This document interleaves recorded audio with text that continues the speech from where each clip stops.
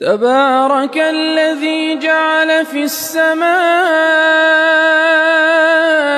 بروجا وجعل فيها سراجا وقمرا منيرا وهو الذي جعل الليل والنهار خلفة لمن أراد أن يذكر أو أراد شكورا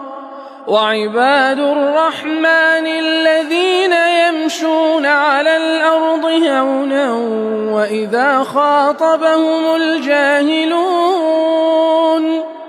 وإذا خاطبهم الجاهلون قالوا سلاما